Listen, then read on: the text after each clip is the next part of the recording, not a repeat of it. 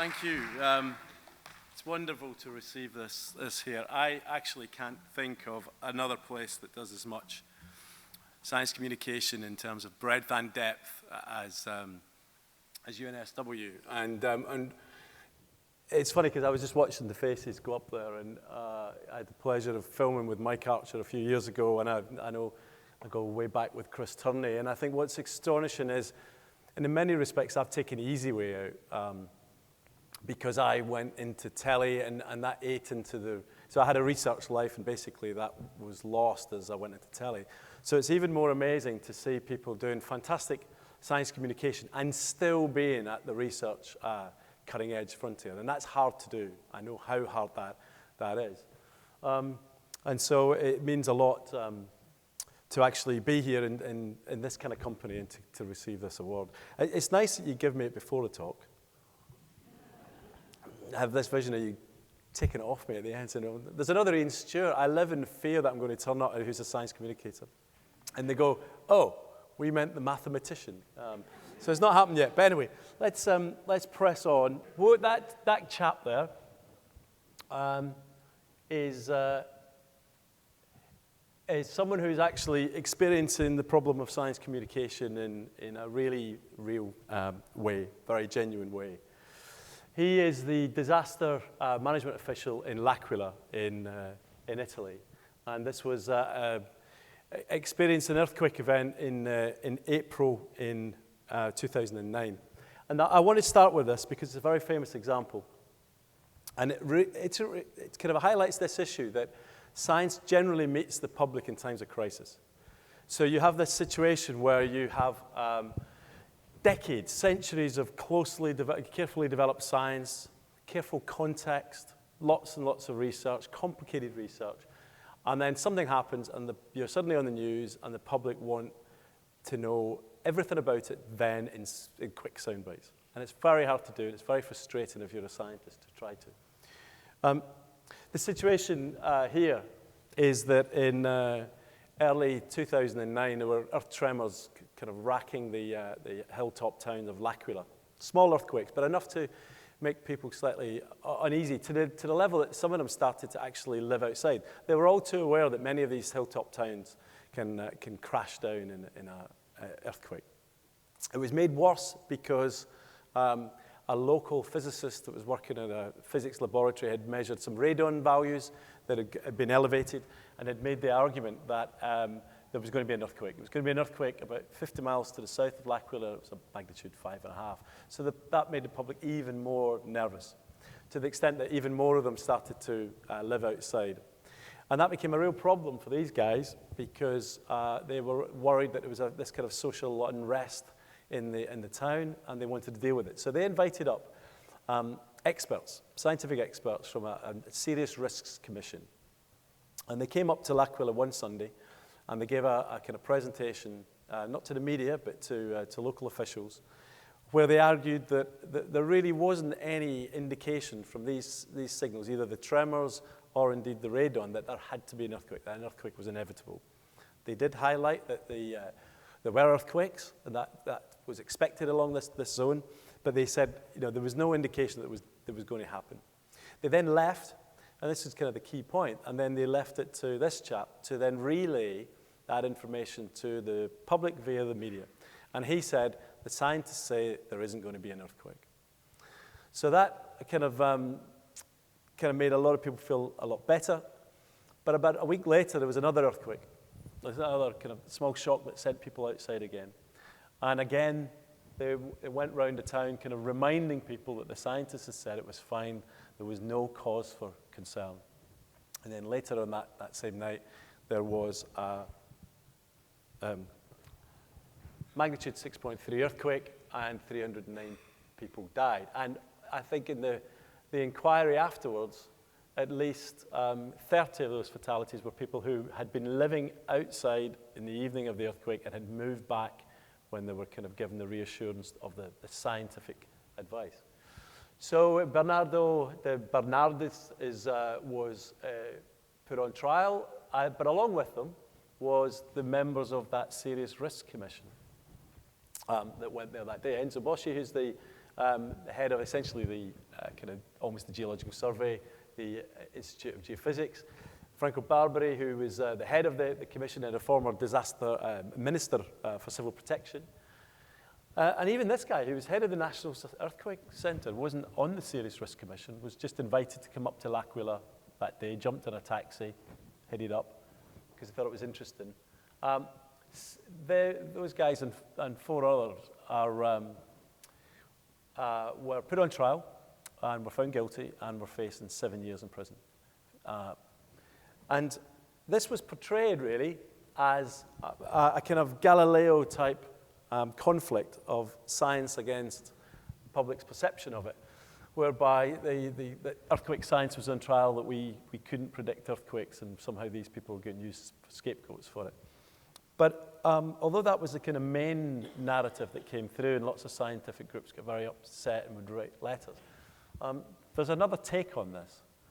And this is a quote from one of a local person who lost his wife and his daughter, and he says, you know, nobody here wants to put science in the dock. We all know that the earthquake could not be predicted, and the evacuation was not an option. All we wanted was clear information on risks in order to make our choices. So the argument here is that this isn't a kind of fight against earthquake science. This is a kind of basically a failure in science communication. So the key thing, really, and in fact that's the point in a Scientific American article at the verdict, was this idea that what we were saying was a failure in the scientists' ability to prosecute the science all the way to those that mattered. In other words, the public at that instance were asking very basic questions. Do I stay here or do I go in there? And science failed them on a number of bases. One of them was because the scientists had this very complicated science and then left it to someone else to then communicate that with the media, and they portrayed it in a way that was very different to the way the actual science was. So this idea of the last mile is kind of one you get in hazard science and a lot of other areas, of the failure right at the end to deliver the message to those that absolutely need it. So one of the lessons I think this has is that scientists have a responsibility, even a moral duty, to make sure that they deliver the science all the way to those that actually need it, and not to just stop at some point, pass it on to someone else. Or if they do, then it's going to either be communicated incorrectly, or else it may not be communicated at all. And I think that that's the thing that now we're starting to kind of appreciate, is that, you know, we do the science, we understand the research implications of what we do, and we should actually be able to walk into that public domain and deliver it right to the public, or indeed to policymakers, whoever it is that needs it. So there's now really, over the last few years, been a whole plethora of moves for science communication in universities and organizations. Invariably, you're finding master's level courses to some extent at some universities, some occasionally dropping down into the undergraduate level. And a realization that within organizations, that many of their staff are going to have to learn how to talk to the public. And that's difficult. So those triangles there refer to this fundamental problem we have in the fact that the way that scientists think about the problem is very different to the way the public do. So in that green triangle is a scientific method. We start with this broad canvas of interests, and we want to have a question, so we read the literature, we go out, we carry out some kind of empirical research, collect data, we focus down more, we test it, and then we come out with the result, the conclusion, which is quite a small entity at the end of that process. And then that's what we want to convey across. But actually the public live in a very different way. They're in that red one. The very first thing they want to know is, what's it got to do with me? Why are you telling me this? Why is it relevant to my life? And if you can convey that, then you might get them to listen a little bit more, to explain and unpack it a little bit. And then finally, if you've really got their attention, you can start to explain the detail and the complexity of it. But our problem is that we spend 3-4 years at university in the training scientists to think in that left-hand green way. And then we just expect them to be able to flip that in an instant. And they can. By and large, I always think it's really funny, because when my students come in in first year, they write these essays. And they're wonderfully literate, with all sorts of fancy words. And they get really, it's very passionate, enthusiastic writing. And we get a red pen and cut right through it and say, don't write that, first person, you keep it objective, you keep it rational. And we suck every bit of life out of their writing. And then we call it the scientific, technical way of writing. And there's a place for that. But the problem I now find with, because I've got a master's course on this, is you then have to kind of deconstruct them and tell them, you know the way you wrote when you came here? Start doing it that way. So I think but I think we now understand that that's important, and the organizations are getting onto this. But one of the interesting things then is that what we're really dealing with, and it's particularly the public that I want to talk about, I'm not really going to say so much about policymakers, et cetera, other stakeholders, is I think we need to think also about these people. So these are people wandering, it's Perth that is, wandering through. Who are they? What do they know? What are they interested in? Are they capable, to what extent are they capable of understanding what we want to tell them? So one of the things that we've looked at, there's been a long history of looking at how literacy of the public to do with science. And there's all sorts of various studies, and this is one that we see. There's a kind of scale called the Oxford Scale that get given to adults across America, Europe, etc. And it has been for years. And the results have been pretty consistent. So basic things, the center of the Earth is very hot. Who thinks that's true? Oh dear. Okay, so some hands are going up. So the minority of people think it's true, and the vast majority of you don't. Okay, I'm only joking, obviously. So 86% says that's probably true. Oxygen we breathe comes from plants, 60% says that's true. Yeah, it's a quarter of people saying that's false. I did a series on the continents moving, the rise of the continents, but only 3/4 of people would actually say that's true. Almost a fifth don't know, and maybe almost a tenth of them say it's actually false. And then the one, of course, I like at the end, earliest humans lived at the same time as the dinosaurs. That's false, by the way, for you. But the majority of people in that one would say it's either don't know or it's actually true. So here's the thing. This is what makes scientists get very worried and say the public are ignorant. The public don't understand even the most basic things about science. And so that fills them with great despair about how they're going to manage to fill their heads with all this scientific knowledge when they don't even know very, very basic things. I think there's a lot more in that, and we may come back to it in questions. But the key thing really is that I've got some sympathy for the public, because this is science. This is science as kind of viewed through the web of science and the various interactions from the bibliographic databases. And you see, here's geology tucked in here beside plant genetics, neurology. I think it swings across because material science is up here. But the point is that science has exploded. And every year it explodes more and more. So if you've got a public who've got a little bit of chemistry, a little bit of biology, a little bit of physics from 20, 30 years ago, and they're now being asked to be knowledgeable about this landscape, it's virtually impossible to see how they would do that. Because in every one of those hubs, our scientists bemoaning how stupid the public are, that they don't know the basics. Now, if I had to give a talk to you here today about genetics, which isn't very far from, in this one, from geology, it would be a very short talk. And I think that's the point, is there's been a fragmentation of science.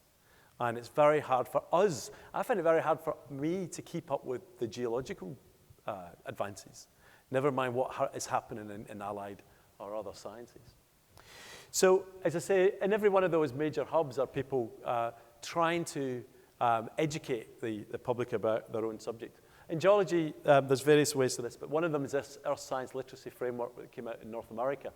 And this is basic. The idea is that if you're a North American adult, to be geoliterate, there are certain things that you're expected to know. And this is the first order ones, the age of the Earth, the antiquity of the Earth, that it's a complex interaction, et cetera, et cetera. Quite basic things, but there's another layer, and there's another layer of detailed facts and information that the idea is people should know this stuff. But if you imagine that replicated across all those nodes, what we're trying to do is we're trying to take this vast amount of knowledge and pour it into the empty heads of this public. And it seems to me that that is an impossible thing to try to do. And the point is that it's the questions that we're expecting the public to know about are not even as basic as this. This is a survey asking about carbon capture and storage. And so here's the first one here, is that this question about the deeper you drill into the subsurface, the higher the pressure gets. Now that's a very basic tenet of geology, that as you go down into the earth, the pressure above gets higher and higher, and it's got a great weight.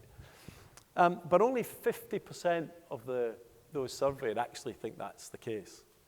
And that's pretty, if you don't get that, there's lots of other things that you don't get. So you don't get the next thing.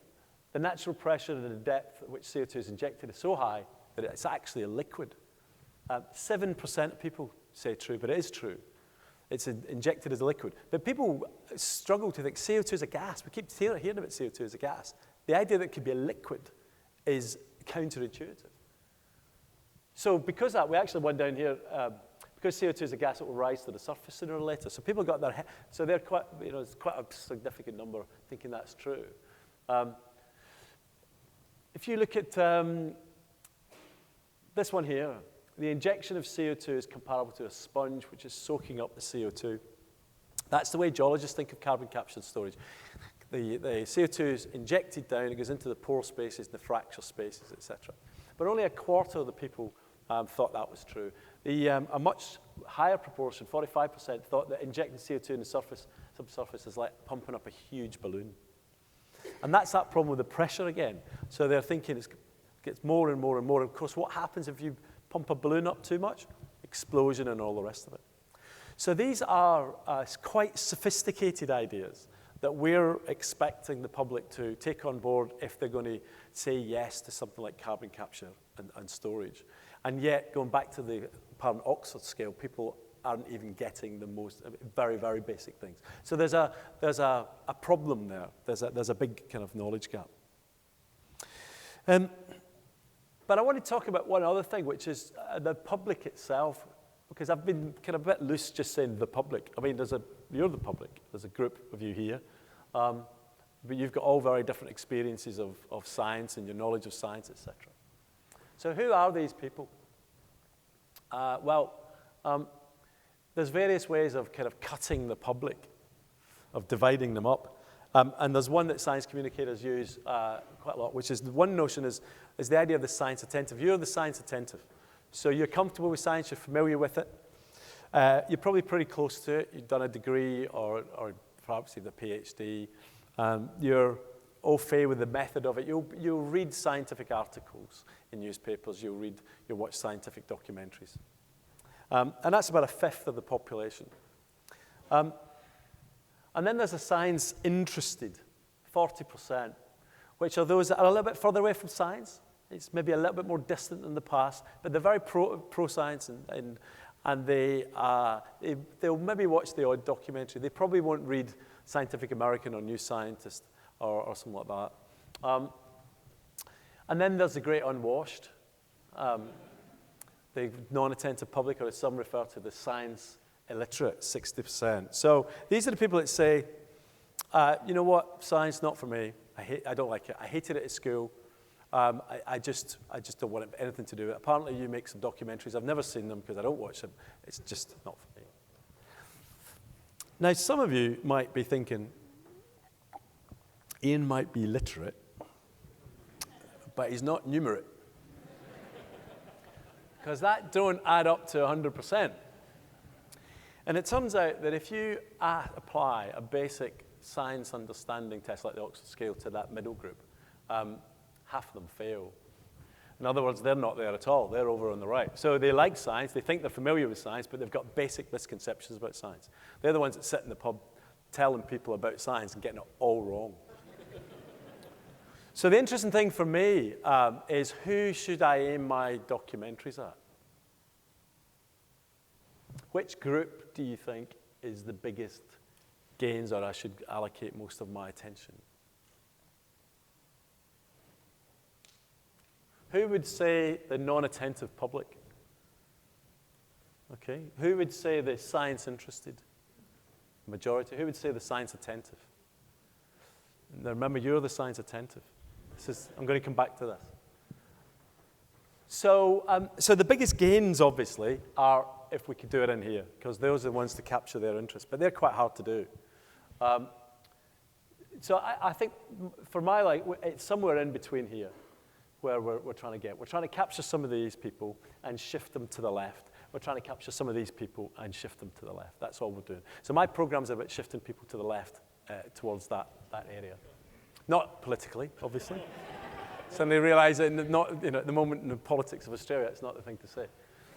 So I tend to, this is a bit pro of me, but I tend to think of this as BBC 4, BBC 2, BBC 1. So here's the issue. So BBC 1, your typical viewer for BBC 1 is Colleen Rooney, so Wayne Rooney's girlfriend, wife. So if I want to do a geology program for BBC 1, I have to make a geology program that Colleen Rooney is going to watch. And that's pretty unlikely. So as I say, the main thing is to try to kind of push it in here. The key thing is I'm not making it for you. Sorry. And it's because I've got you. And this goes for the other ones as well. Brian Cox's one, Alice Roberts' ones, and things like that. You'll watch. So I often give talks, and people will say, why is the music so loud? Why is it so fast? Why is there all this stuff going on? Why do you constantly get reminded about what it's all about? And it's because it's not for you. It's for this lot over here. It's to try and catch them and move them on. And it's really important. So if any kind of science communicator will tell you the first thing you need to think about is your audience. So for me, I'm interested to try to get to this lot here means we have to think in different ways. We can't just put it on. We can't just put it on straight. We have to think about who these people are. What are they interested in? None of them are looking at us. So by and large, they've got their own problems, and geology is not high up on their priority list. And if you're not sure about this notion that they're not really thinking about geology, then go into a bookshop and ask to see the geology section of that bookshop. Actually, ask to see the science section. The geology section will be down by the crystals and the New Age thinking, usually. In this shot here, I was laughing, there's a whole section on transport and probably nothing on geology. So here's the thing, which is that a bookshop just shows you what people buy. And what you see is lots and lots of fiction, lots of history, usually column after column of history. That does great. Natural history is probably a lot of stuff to do with animals and things like that. But it's proper science. We'll find a little section. So that tells you what people are interested in. Now, the thing about the books is quite interesting is this idea that one of the key things that engages people in television is the notion of narrative and storytelling. And this chap here is interesting. A guy called Robert McKee. You might have seen a film called Adaptation, which is based on this head. He's a Hollywood screenwriter. And he now does all these courses going around the country, talking to those people who want to write a Hollywood movie, screenplay. He'll do it. He's got a system. It's called this book called The Story. And so the notion here is that, as is kind of illustrated in that bookshop, is that there's basic ways of telling a story that's as old as time. So from myth onwards, there are ways of structuring a story that maximize the effectiveness of it. And someone at McKee is kind of the high priest, really, of trying to think about storytelling and narrative in this way. And so, as I say, he has this course, which he goes round, there's one in London, one in LA, one in New York, and one in somewhere else, where he talks about the major Hollywood blockbusters and talks about his basic storytelling devices. And his key thing is this arch plot, this meta plot, where he argues this is the classic way of telling a story. There is some incident that kicks it all off, something that hooks you in, an inciting incident. And there's the first act that basically sets up the question or the quest or whatever it is that's going to drive things forward. And then there's the second act then, the bulk of it, is this journey through whereby there's lots of complexities and through various barriers and obstacles to try to get to this kind of solution. And then at the end of Act 2, there's a crisis. So you reach a resolution, but it turns out to be a false resolution. The whole thing implodes. It's kind of like boy sitting in classroom, sees the new girl coming in, thinks, oh, I fancy her. Then the next act is boy chases girl, lots and lots of complexities, things are in the way. Boy gets girl. End of Act 2, boy screws up, girl goes off, and the last one is a health for leather trying to bring it all back again. And you end up with a resolution at the end of Act 3. Now, I say this because in the around about 2000 to 2005, BBC Horizon, who I've worked with all the way through, sent all of their science producers, directors onto Robert McKee's course. And what they did was they formulated science into that classic structure. So this is the highest rated BBC Horizon programs over that period. And what you see is, so basically, Mystery of the Persian Mummy, it's 5.1 million. Then you get a couple of geology ones, mega tsunami, super volcanoes, you may know these ones, extreme dinosaurs. But the point was that at that time period, science was fitted into that classic structure. It was the way you did it. And what you also find is that if you just look at, I think this is for the top 50, here are the various kind of slices of the cake. Geology gets by far the biggest slice of the cake. So geology seemed to work in that way. It seemed to deliver. Now scientists and even television makers got a little bit bored with this way, particularly the resolution at the end. One of the problems we have is that if you get to the end of it and it suddenly all has to be wrapped up and packaged nicely, it doesn't really give you much sense of real science. A lot of people kind of balked against that. But it was tremendously popular. So some of the biggest, highest rated programs are for that time. So if you look now and you try and find, this is from 2011, but it's very hard. There's a 2010 one. But actually, there's not really much there from more recent times. So the viewing figures for science has gone down. And this is, Horizon is the one scheduled program, science program, on British television. In other words, it's the one that sits there. They've got a team working the full year. All the rest of them are kind of ad hoc things that come in and out. So their numbers are dropping down. Now, one argument might be, and I've heard this, which is say that's because it's rubbish now. You talked a lot of science. Horizon is rubbish now. It's been so dumbed down, as I say, that's why you're not getting the figures. Well, the only thing I'd say about that is last year I did a Horizon on fracking, which arguably was, in terms of the planet, one of the issues of the day. It got 1.8, 1.9 million viewers. The previous week, Horizon had got 5.5 million. It would have been top of that list. Do you know what it was about? Mike Archer knows what it's about. Cats. It was what Moggy does at night. Sometimes Moggy goes out and is a loner. Sometimes Moggy goes out and mixes with other cats. 5.5 million people watch that because 5.5 million people have got cats and have got an interest in it.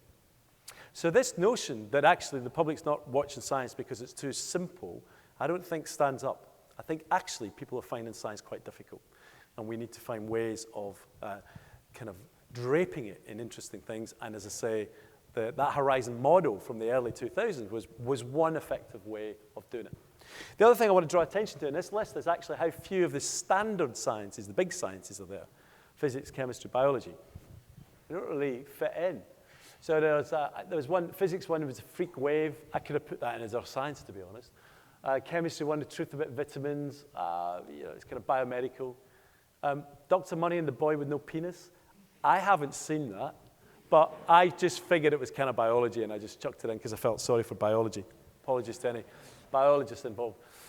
So the standard sciences struggle in that way. So what I'm really getting at is that geology does really well because it develops in these narratives, plays to these big narratives.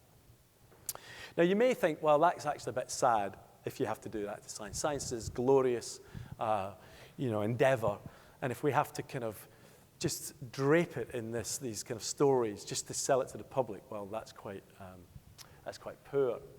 But actually, this is an interesting paper published by a hydrologist, Jonathan Phillips, in 2012, where he actually went through science and demonstrated that the way that we portray our research actually fits basic narrative styles. Interestingly enough, not the same narrative styles that fiction uses. So the fiction are these narratives that McKee talks about are things like rags to riches, a struggle. If someone has nothing, they rise up and they get something, and then there's a struggle to keep it, or the quest for something, or the overcoming the monster. These are fictional narratives that drive lots and lots of movies. So Jonathan Phillips says that it's not the same narratives, but basically when we go to write our science up, we put it into, there's certain ways of portraying it, which are narrative forms. And I would argue when you go to write a paper or write a research grant, if you're a scientist, you've already got a narrative that you're starting to think about. So I think, the point is I think we do already use narrative forms. We've just not acknowledged it. But that's pretty much what Jonathan Philip, one of his conclusions is, hope is that our science recognize, perhaps even embrace our role as storytellers so that we can more effectively use and evaluate storytelling to advance our science. So there's no shame in portraying these things as story. We can use it much more effectively to get things across. And the evidence shows that if we do that, the public will kind of adopt us. So essentially, one of the interesting things about geology, as I said, it's very successful, is here are the ones that do best in television. Human history has always had a huge diet, but along with archaeology.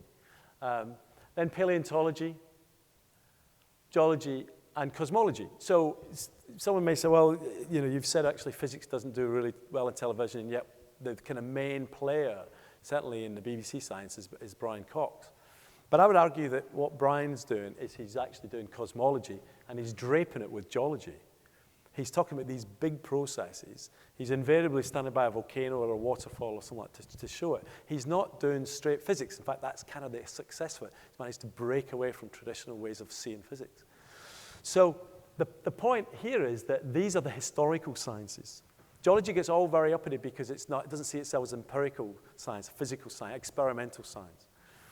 But actually, so the historical sciences are one where time is the narrative. Time threads through. In fact, the historians refer to this as big history.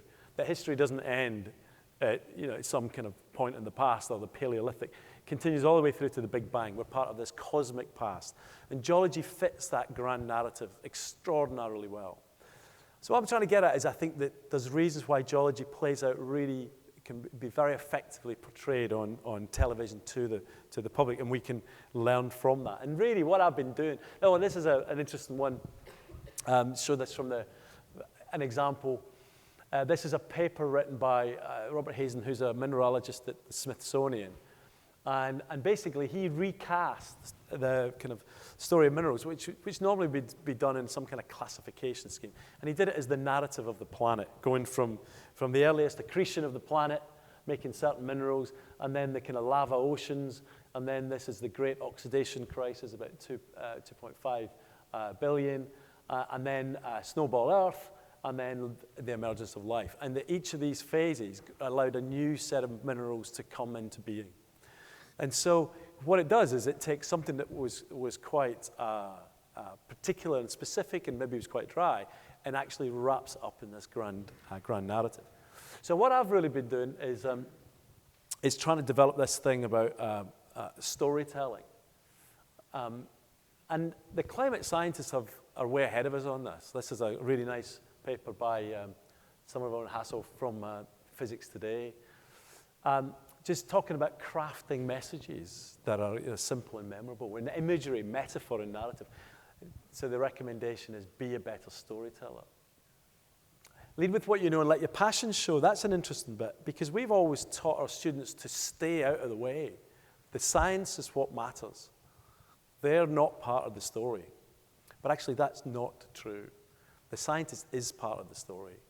In fact, here's Mike Archer. I like this quote. I feel slightly embarrassed putting Mike Archer's picture up alongside this quote. But basically, this is a paper that myself and Ted Neal at the Geology Society wrote. It's a fact often overlooked by geoscientists that most other people are mostly interested in other people and are mostly not interested in anything else. The fact that geoscientists are more interested than average in things and ideas marks them out as mentally unusual. Now, that's why I felt odd at the point that Mike being mentally unusual. I think as geoscientists, and probably as scientists, but I'm concentrating on geoscience here, we're mentally unusual. We're not the same as normal people. We are interested in these things. But that immediately decouples us from the public who are interested in a whole set of other things. The reason why people sit and read OK Magazine or Now or these kind of things is because they're interested in people. And so one of the problems in geology is we don't have, go back 2.5 billion years, you don't have too many people. But what we do have is we have the geologists. We have people who go out and study this. We have people who go out into the outback and spend a month in the outback digging in rocks. That's extraordinary. People are interested in that. And so I think one of the other things that I want to be saying, especially to young geoscientists, that you are part of the story. You should bring yourself out. So when I do a program, about the first 5 minutes of that program is designed to make me seem nice. Because if you don't like me, you're not going to follow my story. You're going to turn off. So you have to like me. So one of the advantages of the presenter-led one is you've got someone to take you through the journey, but you only do that if you like them. So it's the same thing, really, which is that I think, as communicators, we have to think that we're a crucial part. If we can engage people, then they're more likely to listen to us, even if what we're telling them at first glance seems quite dry and rather uninteresting. For the last decade, then, I've been doing all these programs. And what these programs are doing is trying to find narratives that ordinary people are interested in to bring them into my world. That's the fundamental thing that I learned right at the start, and I learned it in a hard way, which was I got the first series called Journeys from the Centre of the Earth, and I wrote the pitch up, and it was going to be going around the Mediterranean, along the plate boundaries and telling the stories of these colossal events, huge earthquakes, big volcanic eruptions, mega tsunamis, and the way that it affected society. And it got commissioned, and the series producer, we met up in London, and she said, "Can I be honest? It's kind of boring." And I was like, And she says, "Well, the thing is, every week, just people die of earthquakes and volcanoes, and it's quite barren, She said, if geology has got any import for people's lives, it has to connect with things that they're interested in. She said, for example, I was reading on the train, and I was thinking of this today, and I'm reading this thing on art, and it says that the first artists painted with just browns and blacks and reds because that was the colors they scraped off the earth and painted it on. I said, yeah, of course. She said, that's fascinating. And I said, is it? Sounds kind of boring to me. That's weathering oxides. And she said to me, the point is, there's a whole set of people that love art. That they will follow art. And you've just told them something that fundamentally they did not know, something really basic that overturns their way of thinking. She also, we recast a story on basically 3 types of rock, sedimentary, igneous, and metamorphic, as the changes in the architecture from Egyptians building blocks on top of each other because all they had was sediments to produce pyramids, the Greeks who had marble fusing these beautiful, elegant columns, and then the Romans who had volcanic ash, volcanic rocks creating these domes and these colossal big structures. I still get emails and letters from architecture students asking me to send the research material for that. We made it up. Because it's a narrative. It's true there are 3 types of rock, and it's true the Egyptians had largely that, but we put those things together. You can do that in television. You create a narrative. And at the end of that program, all I wanted people to know was that there are 3 types of rock, sedimentary, igneous, and metamorphic. But it connected into because people are interested in architecture. We also did one on food and drink. We did one on belief systems, etc. So really, all the way through is trying to recast these things and things that are ways that people are interested in. So my take on this, again, this is from this paper that myself and Ted did, is that I think we're starting with we're too often just pushing straight thing that we're educating and informing the public. That's our role, is to inform the public about our stuff. We're just selling them facts, which is why I think that Oxford scale is very misleading, because people aren't interested in facts. You don't engage with facts. You pick them up, you use it, you get rid of them, and you forget it later on. I think what we're talking about is context and bringing them into our world. And I like this. So this is a quote. I put these quotes up. Both of these quotes are actually the two things that Ted wrote in the paper. That, like, basically what we're doing is public relations for these programs. We're making people feel good, in this case about geoscience. They've been brought into my world. They like geoscience, and they go away thinking, hey, geology is kind of cool. That's it. That's all I want from it. So, the point here is that this is great, because what I'm trying to get at is that if we can create these grand narratives, we can portray things to bring people into our world, to start telling them, to start having a template where we can start putting specific bits of information that they might need about issues that they've got, but we cast it in this much bigger landscape. The trouble is, though, that wouldn't have been any help at all in LAquila that Sunday. So if those scientists had turned up in LAquila and started telling people how amazing the planet was, and telling these ancient stories, do you know that your rocks used to be at the bottom of the ocean? These were sediments at the bottom of the ocean that created. It's ridiculous to think that we can turn and do that. So actually, the point is that that idea of grand narratives and creating narrative journeys is fine for when it actually doesn't matter, for when it's quiet, in the kind of, if you like, the interseismic period, where you've got time, and what you're trying to do is the public aren't looking at it as they're apathetic, so we find ways of connecting with it. The irony is, in those instances, the public is staring at us, demanding information, and then that's the point where you want a very different thing. So the narrative is fine, but we need a different way of communicating when we get into these instances, and I want to explore that just in the last few slides. I want to tell you about another earthquake. This earthquake was a magnitude 2.2. It happened on April the 1st, 2011, in northern England near Blackpool. It was very quickly identified by seismologists that it was occurring at an epicenter where they were drilling for shale gas. And this was the first introduction to the UK public of hydraulic fracturing or fracking, the injection of fluids down boreholes to crack open shale rock and release natural gas. So this is a process that's gone on offshore and even to some extent onshore, but this earthquake happened in the first 6 hours of fracking in the UK. And not only that, a recent review that tried to look at the instances of earthquakes, sizable earthquakes being triggered by fracking, found that of the hundreds of thousands of frack jobs across the world, there's only been 3 instances known of been triggered, an earthquake fault being triggered by fracking. And one of them was in the first 6 hours of UK's fracking. So at magnitude 2.2, barely felt. If you all jumped up and down, the vibrations I would have here is probably a magnitude 2.2. Not very. 3 people felt it and reported. But the ramifications went around massively. This is the picture of the Ribble Estuary Anti-Fracking Group that basically got themselves together within kind of days or hours, 24 hours really of the fracking. Apparently they managed to do it so quickly because it's the same group that opposes wind farms. So the basic template and structure was there. And very quickly that's gone right across the country, so that now we've got this huge issue going on in the UK about fracking. I'm interested in this because what I'm interested in is these people are very angry about this. And this is a quote from someone who was interviewed, given this was a mother with a toddler group who was interviewed about fracking. It was various different groups. And this is a quote from this mother. And she says, it's where they're drilling and it like vibrates the earth and it caused earthquakes. And somebody was saying, yes, it does. It's okay. It's manageable. That was recently. My instinct went, oh, what are you doing? You know, it's not right. It doesn't feel right.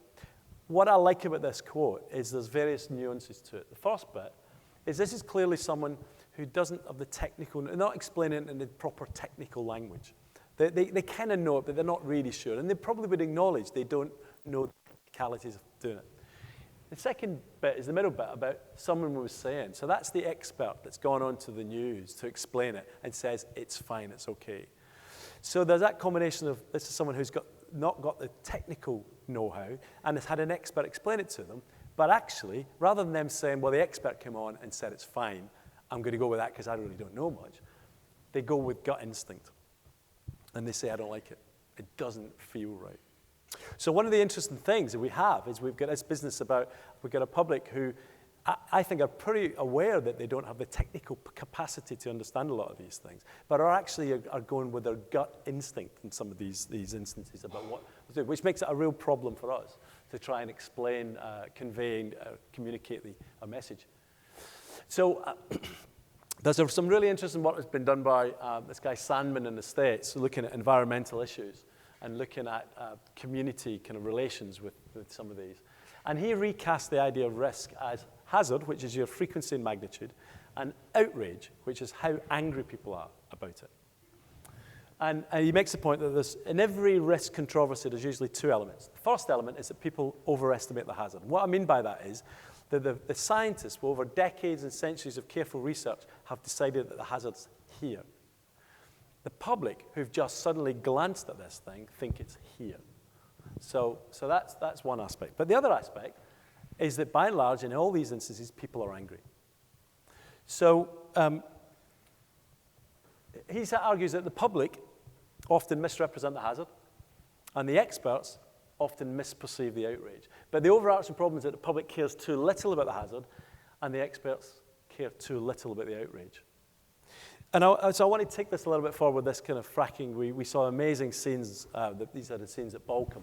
So these people here, if they're angry because they've overestimated the hazard, in other words, if they were completely neutral about it, they've gone on and researched it, and they've decided the scientists have got it wrong, they've got higher than normal, then our job as scientists, science communicators, is very, very simple.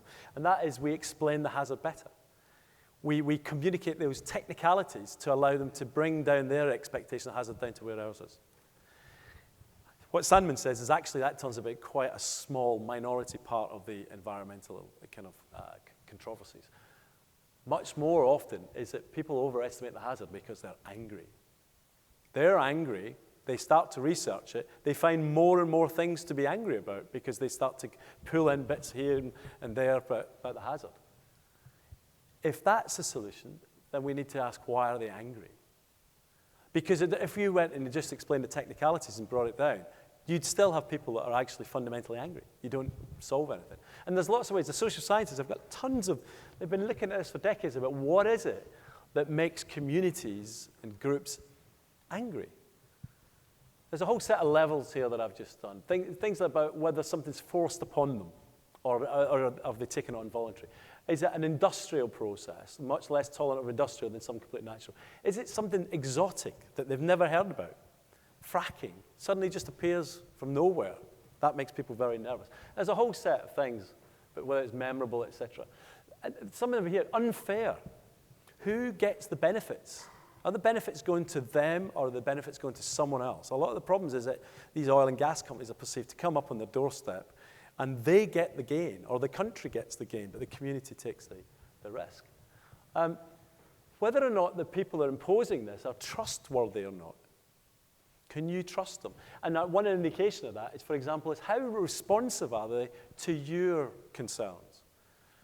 So that what this is that actually there's a whole set of complexities in there that's already presetting a community, setting these levels, and is making them likely to have a certain degree of anger. And by and large, the physical scientists, geoscientists, have no knowledge of this. And we just come in explaining our science, expecting everything to be hunky-dory to go there.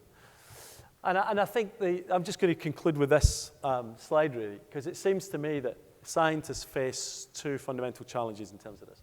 And one is to talk better, if you like, to explain the hazard. That's the bit that I'm saying we're already doing. And we're doing science communication course. People are starting to learn how to work with the media. You'll get media training, etc. Ways of storytelling and narrative and things like that. But I think the other one's to listen better. To go in and ask people what their concerns are.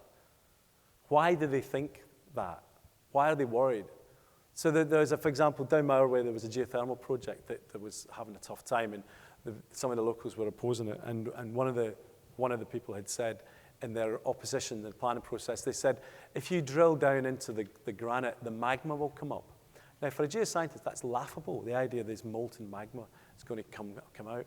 And yet, what that person in the public knows, granite was once magma, and that we're doing geothermal because it's hot, we're putting stuff down. So why would you know it? To realize that's ridiculous, you have to know the melting temperature of granite.